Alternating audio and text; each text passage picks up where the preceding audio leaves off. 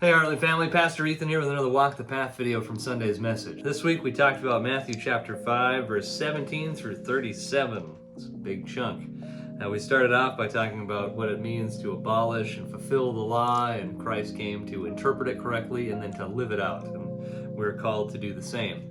And we spent the majority of our time talking about the Pharisaical interpretation of the law and what that looked like, and how Jesus talked about murder and adultery and divorce and oaths and all those types of things. And I think as we walk the path this week, I think for me, as I was thinking about Sunday and what we had talked about and the questions that were asked, I've been thinking about when we get to a place in our lives when it comes to like any sort of struggle, sin struggle, whatever it may be, and we're looking for the line, right? We're looking for any sort of line. Well, what does the Bible say? Where's the line? I think if we're ever looking for a line that we can cross, our heart is interpreting it wrongly. Because I think what the heart of the law would say is that we just avoid that line out of our love for God, out of our love for our neighbor, out of our love for whoever it is, our spouse, the person we're mad at. We don't look for a line of like anger. Well, can I be this angry? Can I commit this much lust or do this much?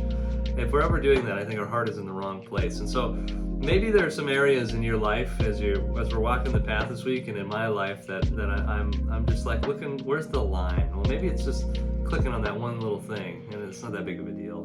Maybe it's just like I'm just gonna be mad just for a little bit. Maybe it's one of those things, or maybe it's I'm just gonna promise this to somebody because I really want this thing to happen. But are we looking for the line? And I would encourage us just this week, don't look for the line. Just avoid.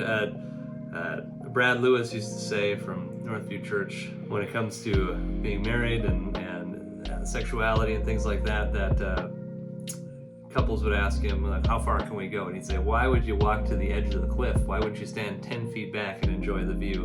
And I think it's the same in all our lives when it comes to all these issues. Let's not walk to the edge of the cliff. Let's just stand 10 feet back and we can enjoy the view better from there. We love you guys. Hopefully this is helpful. Thanks for listening. We'll see you Sunday.